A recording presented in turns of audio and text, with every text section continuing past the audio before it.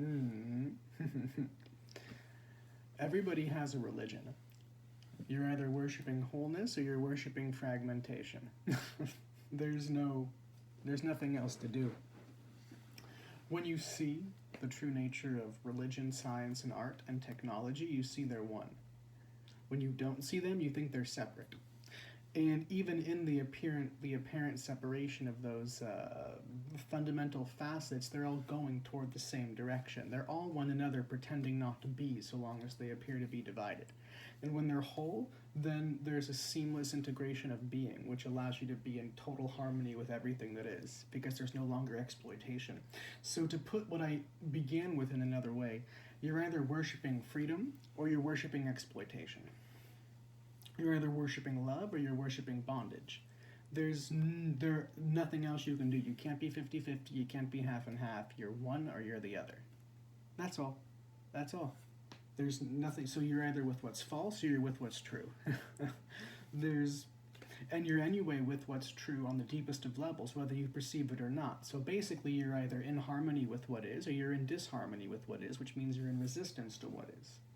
So you're either with it or you're in resistance. And being in resistance is futile because you're going to be accorded anyway by the very forces of nature. So either you naturally dance with nature or you get dragged behind it. There's nothing else. And our entire civilizational structure is a giant dragging, isn't it? Because it's built on separation, it's built on division. It's built on the idea that religion, science, art, and technology are different things, but they're in fact one. Art is technology, science is technology, religion is technology. And what's the purpose of all these things in truth? If they're seeking truth, if truth is what you seek, then what you seek is well being. Otherwise, you seek exploitation. So, religion is either used as a technology for the well being of all or for the exploitation of all. There's no in between. Science is either used as a method, as a tool, as a technique of well being for all or as exploitation for all. There's no in between. And art is either used as a technology of well being or exploitation. There's no in between. How are you using it? What is it? And so if you use it to divide, if you use it to say we're good and they're not, right? That's warfare, division. And so religion as technology has been used to divide people, right? And to create warfare, to propagate warfare. Science is used for bombs and rockets and drones and chemicals which poison the air, the soil, the water, the pharmaceutical industry, right? And the war on drugs, all of it. And when it comes to art, it's mostly used for propaganda and to poison people because, look, music, movies, television, books, podcasts, YouTube, all the images, everything is mostly used to spread poison, to spread fear, to spread trauma, to spread grief. So, we either can come to a sensible awareness of self and use everything toward the end of well being, otherwise, we just stay screwed. We're pretty fucked. Unless we decide not to be. It's not something out there somewhere that's going to decide whether or not we move forward or not. It's us. We have to decide whether we're going to come to our senses and sober up, or whether we're going to continue to wreak havoc upon ourselves and upon one another and upon the world around us. There's no use in blaming anybody. There's no use in blaming anybody or anything. We're to blame in this. We're responsible. And so we can either use everything we have for the sake of well-being, or we could use it for destruction. That's the only choice we have. That's the only choice we have. So everybody has their religion. Even if you think you're very scientific, you're not. Even if you think you're very logical, you're not. If you think you're logical, I guarantee you you're emotional. Science is a tool. It's a tool. It's a technology. In fact, true science is observation. But most people just adhere to a protocol that's been given to them. They say that's been proven before they came, but how is it proven? Through observation. And so it means looking carefully, looking clearly, which is the same meaning as religion and the same meaning as art. It requires a clear looking, a clear seeing, a clear perception, not something muddled through protocol and interpretation and tradition and philosophy and predetermined, preordained direction and so on. That has nothing to do with religion, science, or art. That's false religion, science, and art. True religion, science, and art is there as a technology of well-being. Plain and simple. And so where there's exploitation, there's falseness. If science is being used to exploit, if religion's being used to exploit, if art is being used to exploit, what is that? It's falseness. And anyway, religion by itself is just a static thing. What do you mean religion? You mean the temples, you mean the chants, you mean the scriptures and all that. What do you mean by science? You mean the methodology, the logics, the analyses, and so on, the data accumulated. And what do you mean by art? The storehouse of images, of words, of pictures, of sculpture, of techniques, and so on. What is that? It's just static. It's dead. It takes a human being to move it. There's no movement of it without the human being. So without the human being, so you can never say science is objective. You can never say, it's not. It's dead, you see? It's just a dead thing sitting there. Human beings pick up the tool and do something with it. And pretending that you're just a neutral something, you're not. You have a motivation, you have a motive. Where there's thought, there's emotion. Where there's thought and emotion, there's desire. Thought is desire. Emotion is desire. Behind every piece of logic, there's desire. Behind every piece of science, there's desire. Behind every piece of religion, there's desire. Behind every piece of art, there's desire. Desire for what? And what's the root of that desire? Why is that desire there at all? Do you ever ask this? You have to go into it, drop down into it, find out why. What's the desire that drives it, and why is that desire there at all? And what's the result of that desire? Because desire is mechanical, and so you can study it, you can watch it, you can observe it. And if you see the beginning of desire, you see the end of desire. Of any desire, you see where it's going, you see what it must inevitably bring out. And so if you're actually willing to see it, then you can see, I see where we're going. And then you can simply take your feet off the gas. You could put on the brake if need be. You could steer the vehicle in a different direction. So, up to you. But don't pretend that you have no choice. Don't pretend that there's no way of seeing. Don't pretend that you have to rely on somebody else to be able to see. That's your choice. If you can't see around the bend, that's your choice. If you choose not to climb up, not to soar up, not to float above the land and look and survey everything in all directions, that's your choice. Because as a human being, you have the capacity. You have the capacity to see where our religious machine is going. You have the capacity to see where our scientific machine is going. You have the capacity to see where our artistic machine is going. And those are one and the same. It's either integrated and harmonious, which therefore would imply a totally harmonious society that is economically, academically, in terms of so-called entertainment and philosophy and psychology and everything. Right? It's either harmonious and integrated, or it's disintegrated and pulling apart, but it's still the same thing, even as it pretends to be separate. So even if it says because science, religion, and art are one, and if they pretend to be separate, they're not, it's a lie, they're one thing, but to the extent they pretend to be separate, they're ignorant of themselves. And so people then worship, they worship a protocol, whether it's a protocol established by some church fathers or a protocol established by some so-called scientific fathers or some artistic fathers. It's protocol being worshipped. And therefore there's no actual art, there's no actual science, there's no actual religion. Because true religion is not protocol. True science is not protocol. It's not following protocol. True art is not following protocol. True science, true religion, true art pertains to that which is totally original. It's direct awareness and direct observation of that which is totally original. And when you're simply regurgitating the old, there's nothing original about it. And therefore it's just a violent repetition of the past for the sake of control, dominance, exploitation. And it's so obvious. But to see it, you have to stop what you're doing. And nobody wants to stop what they're doing.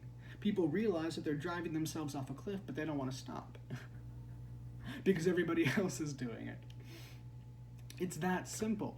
And yet the people that are doing this consider themselves to be very religious or very scientific or very artistic. Well, you're arting, religiousing, and sciencing yourself off a goddamn cliff over a chasm. And you still think you're very clever and smart. Some people just don't learn. Right? The society doesn't seem to want to learn, the culture doesn't want to learn, the institutions don't want to learn, because there's a vested interest. right? And so rather than any of these things being for the sake of well-being, they're for the sake of competition and survival, not even genuine survival, but competition and survival. One religion competing against another, or one sect in a religion competing against another sect in that religion, which is anyway, as a whole, a larger religious body competing against another one. And then you have all the branches of science, not just the branches of science in apparent competition with one another, which is stupid because they're all branches on the same tree, and so they should be corroborating and collaborating and not competing, but the different so-called companies, the corporations, which have as their goal money and simply the increase of numbers, and therefore competition, one company beating out the other company, and this being the motivator behind the scientific expansion, it's then completely lost its vision and lost its sight. And so rather than cooperation, which would actually bring about a massive improvement in our scientific processes, methodologies, and procedures, it's basically eating itself alive because it's totally ignorant of the nature that the fact of the matter is that humanity and civilization means cooperation, not competition. When you're in competition, you're just eating yourself alive and then calling it life. It's insane. It's totally fucking insane. And then art does the same thing, and then it has no meaning. And then we sit around and say, well, everything's art, so you should just sit around and enjoy it. No, most of it's poison. Most of it's poison, and most of it's spreading simplistic misinformation, disinformation. So when you're actually ready to get serious about all of this, you have to just stop. You quit it, and you say, look, I see what the thing is, and I see what it is, and that's good enough, because it has to be. And everybody within themselves has to see it for themselves. There's nothing else. If you're waiting around for someone else to tell you, if you're waiting around for some, religious leader, some religious person to tell you that you're on the right path or you're not, or you're okay or you're not, or if you're waiting around for the scientist to tell you, or waiting around for the artist to tell you, or waiting around for some philosopher to tell you, or some psychologist to tell you, you're waiting around for someone else to tell you, which means you're paralyzed, you're frozen, you're stuck, you're afraid. Which means you're caught in greed, you're caught in lust, you're caught in error, you're caught in ignorance, you're caught in arrogance, you're caught in pride, but at the same time pretending to be humble. You see, it has absolutely no meaning whatsoever. So if you would actually come back to the truth and the truth of what you are, you have to be willing to put all that aside and see it's this mechanical monster that we've created that's dragging us all over a cliff. And if you want to go, then go. That's your business. But, the future of humanity, the future of evolution is in the hands of those who are willing to stop and look and gather themselves together once again. Who don't go over the cliff in their avarice and their ignorance and their arrogance and their greed and their lust for power, domination, control, violence, exploitation, and the rest of it. You see, that can't be anymore. We've reached the pinnacle of that movement of exploitation. There's literally no more room for it. Whoever continues to be of the exploitative school, the exploitative factor, is just going to bring about their own destruction. Is going to send themselves sailing right over the cliff, into the chasm, into the void. Which is anyway the best place for that kind of thing anyway. So, if you're going to be here, if you're going to be on this planet going forward, there's got to be that awareness that true religion, true art, and true science are one. And so then you have to actually find out what that means, and you can't find it out so you must look at the whole of the past and the whole of the future, the whole of time all at once. But what that means is coming into the direct perception, the direct realization of what it is to be here now, in the eternal presence of being. And in that is actual true observation, true looking, true perceiving, which has no filter, no block, nothing in the way. And then you see the true meaning of art. Then you see what art is. Then you see what religion is. Then you see what science is. And you see that these divisive factors that call themselves religion over here, science over here, art over here, is neither, is none. Because the true thing is one. And it's always for well-being. The minute that it begins being practiced for exploitation, then there's motive in there, there's fear in there, there's desire for personal ambition and personal gain in there, which has nothing to do with well-being. It's corruption. And so just because you call it science doesn't mean it's not corrupt. Of course it's corrupt. Of course it's corrupt. Religion is corrupt. Science is corrupt. Art is corrupt. It's corrupt. It's all corrupt. Is the true thing corrupt? The true thing can never be corrupted, and that's what you have to find out if you're truly scientific, not just a book-learned, moron, but if you're actually most scientists are just clever idiots, and most artists are just, mediocre hacks and just copying, regurgitating, and most so-called religious people are just brain-dead fools, morons that think that they understand something that they don't because they got a big, tradition behind them full of words and they cling to the words for psychological security. And so none of that's religion, none of that's science, none of that's art, none of it. The real thing is the real thing, and you must discover it directly for yourself. And the very act of discovering that which is true, that which is original, that is religion. The very act of perceiving that which is uncorruptible, which can never be corrupted, which will never be corrupted, which has never been corrupted, that's religion, that's science, that's art. Art is the allowance of everything to intelligently self-organize and put itself in its place. Science is the awareness that that is so. And religion is the celebration of that, and the facilitation of that, which anyway arises naturally. All human beings are religious, scientific, and artistic, because they mean the same thing. So the minute you think you're not an artist, you don't know what art is. You think you're not a scientist, you don't know what science is. You think you're not religious, you don't know what religion is. A human being, by virtue of being a human being, is religious, is scientific, is a scientist, is an artist. Obviously, and therefore is a technologist. You are all of these things. You have to be, by virtue of being human. And so to the extent you're ignorant of that, then you're practicing your religion subconscious or unconsciously. And so you say, I'm not religious. Yes, you are. Everybody has a religion. Everybody does. Every human being is religious by virtue of being human. So what are you worshiping? You see? What is your orientation toward religion? You see, either you're in direct perception of the raw thing, which is beyond anything that any culture can describe. There are some that point toward it more clearly than others, but even then you have to leave all the baggage, all the images, all the symbolism, all the words, all the concepts, all the ideas and the ideologies. You have to leave all of that behind. All the methodologies, you have to leave that all behind. Those are all stepping stones to come up to the door, but once you knock and go in, you have to leave everything behind. You can't take anything with you. You can't take anything of the past with you. You can't take anything measured or measurable with you. You have to stand completely alone and naked in the face of eternal presence. And that's where all art and all science and all religion come from and where they lead to. And so, they're one. In every single way. In every single way. In every single way. Which means no superstition, no fear, no projection.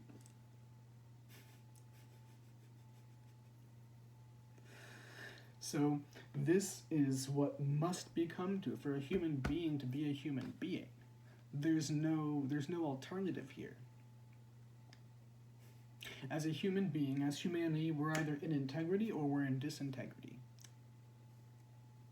That's it. That's all. That's all. That's it. And so if you think you're scientific and not religious, then you're worshiping at the altar of thought. You're worshiping at the altar of the intellect, which is infinitely less than what you really are. You're worshiping at the altar of ego. Your ego is somebody else's ego, but it's the same ego. If you think you're religious but not scientific, then again, you're just a fool. You're worshiping at the altar of somebody's ego. You're not actually worshiping God. You're worshiping the devil in disguise, and that's what most people do.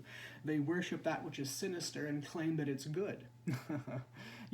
That's just the fact of the matter.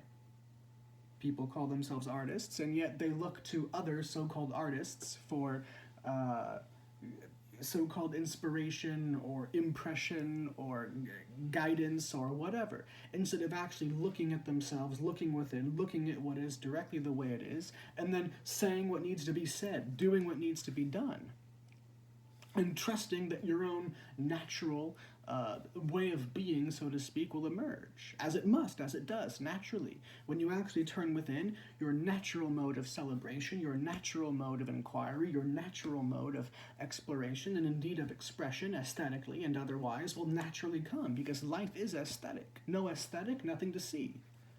The very body is aesthetic. Everything that you see, hear, taste, touch, smell is an aesthetic. Aesthetic is a shape, is a form, a color, texture, which is everything that's perceived through the senses. And so aesthetic arises naturally. You needn't contrive it. And even if you do contrive it, you'll see that nature anyway corrects the excesses. And so you go through your whole life, the aesthetic journey of your life, and it's always changing and changing and changing, and to the extent you try to keep and hold on to an old aesthetic, you start to crumble and disintegrate and feel out of place and discombobulated. And so you have to allow aesthetic to naturally be appropriate to the, I don't want to say the admixture of what is, but to the direct perception and the being in of what is, as it is, naturally. And so aesthetic naturally arises, and it reconfigures itself quite naturally of its own accord. So art and science and religion truly is the perception, the direct perception of that which is intelligently self-organizing. And then the allowance of it to actually intelligently self-organize. And you simply get to stand in awe of it and say, whoa, awe. You just get to be in awe of it. You don't have to do anything. Art takes care of itself. Science takes care of itself. Religion takes care of itself. Life takes care of itself. And religion, art, and science are just what the brain, the mind, the thought, psychologically is using as words, as nomenclature to refer to the human act of directly perceiving that which anyway is, whether you call it religion, art, or science or not. But the minute you begin speaking, the minute you bring thought into the equation, and then you start dividing, right? Light, dark, day, night. And so then you talk about religion, science, and art, but they've always been one thing. It's only in the modern world that we try to cut them up. They've always been one thing, and they always will be one thing. You can't cut them up. You can't cut them up at all. But that means that you as an individual human being have to go in and you have to look and you have to see what is art actually, what is science actually, what is religion actually. You can't just take the old definitions of any of these things. If you go to a priest and say, what is religion? He'll give you some nonsense. If you go to a scientist or a physicist and say, what is science? They'll give you some nonsense. If you go to an artist and say, what is art? They'll give you some nonsense. You have to look in yourself. You have to look directly at the object itself. Which means you have to look at the human being. You have to look at the human being and stop pretending that the human being is not what they are. It means no pretense, no wishful thinking, no ideology, no desire, nothing. You have to look totally soberly. You have to be as sober can possibly be. And not move. So you have to stop. Stop your contriving. Stop your conniving. Stop your attempts to get ahead or to get something. You have to stop. And that means being willing to die, being willing to face death. And if you're not willing, then what do you know? You don't get to know anything. All you get to be is a second-hand creature then. And most people that call themselves religious, they don't actually know how to perceive. They don't know how to actually think. They're just second-hand. Most people that call themselves scientists, they don't know how to think. They don't know how to perceive. It's just second-hand. People that call themselves artists, they don't know how to think, they don't know how to perceive, just secondhand. And then we use it as a big ego booster, right? I'm religious, or I'm scientific, or I'm a scientist, or I'm an artist. And every human being is. If you're a human being, congratulations. You are religious, you're scientific, and you're an artist. By virtue of being a human, that's what we are. That's what we are. And so what are you doing with that capacity? That's the only question. Are you using it to further well-being or for exploitation? That is the question. That's the question. And you have to look at yourself and answer that question honestly, not only for your in here, but you have to look at the world. You have to see that you and the world are not two separate things. You're one. You are the world. The world is you. So as a world, what are we doing? Religiously, scientifically, artistically, what are we doing? What are we actually doing? Don't look at a couple of, I don't want to say fringe people, but don't look at the minority who's doing a little bit of this and a little bit of that here and there. That has value, it's fun, that's a part of the movement forward, but what I'm saying is be totally honest and look at the entire world the way it is. What is the vast majority doing? What is the majority of the scientific corpus doing? The majority of the religious corpus doing? The majority of the so-called artistic corpus doing? What are they doing? Furthering exploitation, their own exploitation and the exploitation of others. And then claiming altruism and then claiming philanthropy.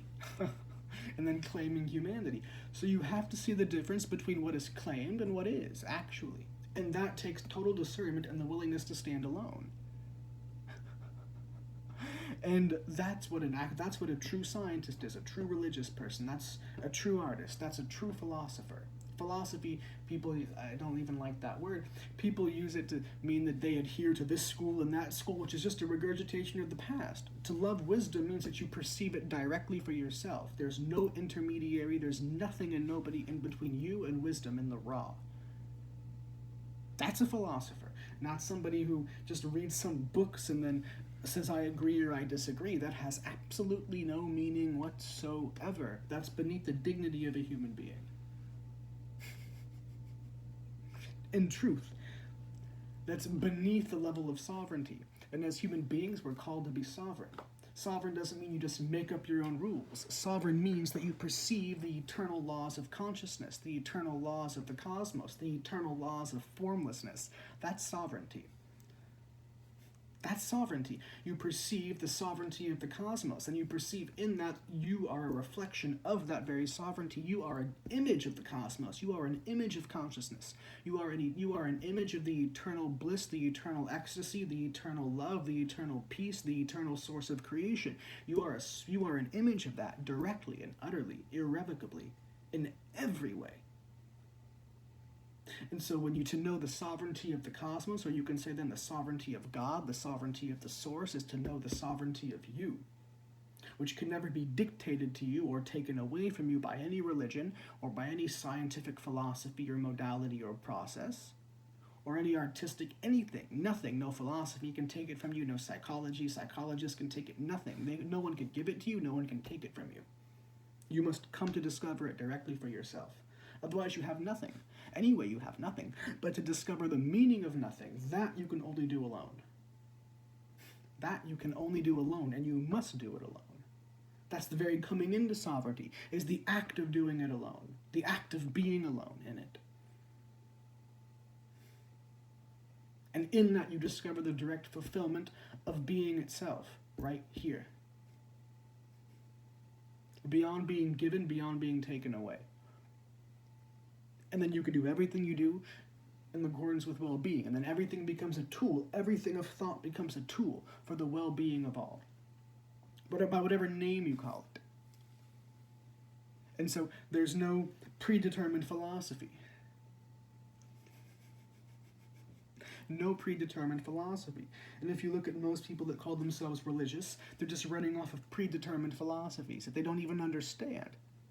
Most people that call themselves scientific, they're just running off of predetermined philosophies, most of which came from the 17 and 1800s, and they don't even really understand. They've never really inquired into it, and they don't really see what the aim, what the goal of that is, what the intent of that is, which is anyway always reactionary against the old establishments of religion, which were anyway bifurcated, split, fragmented, and already in a state of warfare.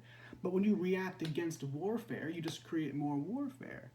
And so the whole scientific engine, which was a reaction against the old religious paradigm, was just another means of bifurcation and splitting and fragmentation, and therefore obviously moving down the end of exploitation, just like the religious paradigm was of the past. And so we're still in that same, we're still in that same paradigm technically. We've actually moved out of it consciously, and that's being shed. And that's how this video began, by talking about, look, that old paradigm is going over the cliff right now.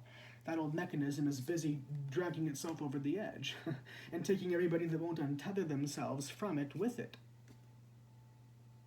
And so to actually come into the raw perception of what is, and then seeing that everything serves that, and it's only the human being that has the capacity with thought to build cities, to build civilizations, to build human systems and human structures, which can be attached to falseness, which can be attached to a mechanism of resistance, which by its own nature must implode, must depart, must drag itself over the cliff of time. It must. There's no other way. It's what it has to do. Whatever is false, whatever is in excess, is automatically corrected by nature, by the very forces of what is, by the very eternal laws of consciousness and cosmos. And so when we choose as a civilization, which we have for many thousands of years now, really, I mean, that's how long we've been kind of doing this, marching in the wrong direction, so to speak. And yet every generation likes to look back and say, well, last generation, we were doing the right thing, so let's mimic that. No. That was your ignorant perception. It wasn't better 100 years ago. It wasn't better 200 years ago. The nature was more pristine, yeah, absolutely, and untouched. And that will return the minute that we stop fucking with things. There are some things that won't ever return back to the same way because we've blown mountains up. Do you see? We've done some irrevocable damage to ecosystems. But the minute that you actually stop right now fussing with it, then obviously things will begin repairing and coming back into the way that they need to be to bring about balance. But whoever doesn't want to come back into balance is inevitably going to succumb to the trifles of the old system, of the destructive, megalomaniacal, exploitative structure. Naturally, they have to. You have to. Because the mechanism is one, it's like a giant, I mean, imagine just like the ugliest chimeric kind of beast possible, made out of steel and steam and smoke, and it's just kind of, that's what we've created, this mechanical beast. And it's busy destroying everything in its path, but it's literally, right as we speak, walking over a cliff, and everybody who has put their hopes in it, and their faith in it, and their dreams in it, is going to get dragged over the cliff with it. And only those who are not attached, only those who see it for what it is, and who are willing to simply be, to actually perceive themselves as they are, totally independent of that, only those ones are not going to get dragged off the cliff. I mean, that's just physics, that's obvious. And so then that means, obviously, then the direct perception of what religion actually is, of what science actually is, of what art actually is. Which means perceiving love. So forget those items for a moment, but it means perceiving the nature of love, perceiving the nature of God, perceiving the nature of peace, not somebody else's definition of what God is and what God wants and all that. That's the beast, that's the machine. But to perceive the actual thing, the actual source of creation, actual joy, actual ecstasy, to know awe, to know woe, to know the eternity and the infinity of being itself. That's where we are, that's what we need, it's true anyway.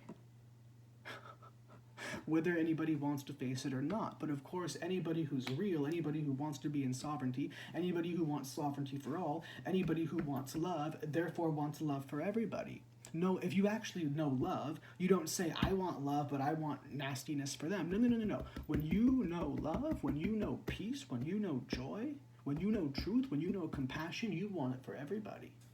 And you know that every human being has the sovereign capacity and a right and a responsibility to come to it and hear. Even if that means we never talk again or see each other again or inhabit the same space physically again, it makes absolutely no difference because love kicks the ass of time and space. Love transcends time and space. Love is beyond time and space. Time and space crumble to dust in the face of love, in the face of truth, in the face of compassion, in the face of realization of the nature of the eternity, of being, of consciousness. No time, no space, no distance, no exclusion.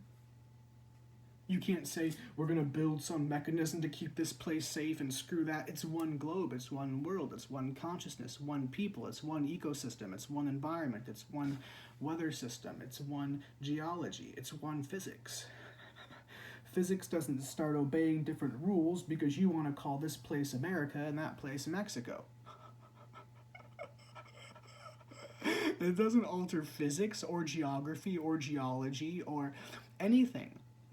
The imaginary lines and demarcations and borders and boundaries that you draw in your head between so-called races, between so-called genders, between so-called nations, between so-called whatever, that doesn't change physics. It doesn't change the fact of what is. Your understanding of it might be limited, but don't confuse your understanding of it with the thing itself. Your understanding of science is not science. Your understanding of religion is not religion. Your understanding of art is not art. The real thing is the real thing beyond your understanding. And if you don't allow yourself to see it, to come home to it, to the truth of what you really are, then you get corrected. Nature corrects you. Nature works like this. Come correct or I will correct you. Accord or be accorded. And being accorded is often not a very pretty affair. It often happens very violently and very roughly, violent from the human's perspective. Obviously, when you don't take care of yourself, when you don't take care of the situation properly in accordance with the perception of the eternal laws of harmony, the eternal laws of cosmos, of consciousness, and you think that you can resist adhering to the eternal laws of life, the eternal laws of consciousness, then what happens is you end up in a very unsavory situation.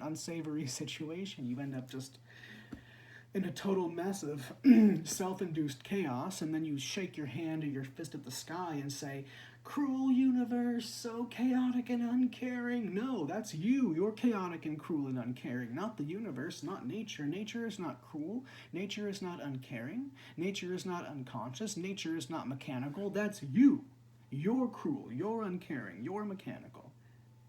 Unless you're not, unless you've given yourself to truth and realization. And so if you're living here as a fragmented, shattered, kind of disintegrated creature, then you're living in cruelty, you're living in unkindness, you're living in unconsciousness. You're living without love. You're living, and yet the love is all around. And so that's the great dichotomy there, is that we are all living in grace. We're all living in love. We're all living in peace, but we don't see it. And so we create war and hell and destruction and greed and all this nonsense. And then we say that the nature of the universe is chaos. No, it's not. The nature of the cosmos is order. A beautiful order beyond the capacity of the psychological mind to understand. Chaos, true chaos, which is violence and cruelty and brutality and the rest of it, that's not created by nature, that's human beings. Human beings do that to one another. Human beings do that to one another. And then just blame nature. And then they try to conquer nature, but when they conquer nature, they poison themselves because they're unaware that they are nature. And their understanding of nature is false. Their understanding of life is false. Their understanding of death is false. Understanding of God is false. Understanding of the source of creation is false. Understanding of consciousness is false. Understanding of relationship is false. And the saddest thing about it is that the real thing is the easiest thing to say. It takes no effort to perceive the real thing, to know the real thing, to be aware of yourself as the real thing. But to be aware, to live in the resistance against the real thing, which is what 97% plus of the situation is right now, the civilizational mindset is right now and has been for thousands of years. That, and people call that human nature, it takes effort. It takes deliberate effort to sustain that illusion, to sustain that mirage, to sustain that falsehood. The real thing, the perception of the real thing, because it's real, because it's eternal, because it's what is, it takes no effort to perceive. In fact, you must cease all effort to perceive it. So, we must come back into the realization of who and what we are, directly and imminently and immediately. Otherwise, whoever doesn't will get swept off the planet. That's just, that's how it goes, because we're moving into an era where exploitation is no longer going to be the currency of the day. And whoever doesn't want to accord, whoever doesn't want to get on board with that is going to be swept off the ledge. Recycled. Which is good. That's exactly what we need. All of the exploiters need to be recycled, and all the devices and mechanisms and machines of exploitation, physically and subtly, because even psychological is physical, thought and emotion are physical, obviously. And so, on all levels, that which has been created, engineered, designed by human beings to exploit and to create that division and so on, is going to be swept off the globe, is going to be swept off the scene, for the benefit of all. That's what nature does. So if you don't live in accordance with the eternal laws of harmony of nature, of consciousness, then you will get accorded. Whatever. There's a beautiful line from the Tao. It says, "What is not the way is soon lost." Whatever goes against the way, whatever goes against harmony, whatever goes against the eternal laws of consciousness of being, which is always in accordance with the deepest love, peace, joy, whatever well-being, whatever goes against that is always accorded, is always swept away. The excess is always taken care of, is always trimmed down. And where there's exploitation, greed, lustfulness, the desire to possess, to objectify, to control, right? That's all excess. That's all inhumane. That's all disharmonious with the truth of what the human being is. And so you can only go in that direction for some time and resist your own destruction for some time. But that whole machine thrives off of attachment to it. And if it's going off a cliff, whoever and whatever is attached to it is also going off the cliff. So if you would actually detach yourself, cut all cords, and then just sit here and float as a sovereign being, then you will not be pulled over the cliff. And the very act of doing that is also coming simultaneously into the direct realization of what true religion is, true science is, true art is, true being is, true technology. Which is already taken care of. It's all moved by the very love of the source of creation, by peace itself, by compassion itself, which is the intelligent source of everything.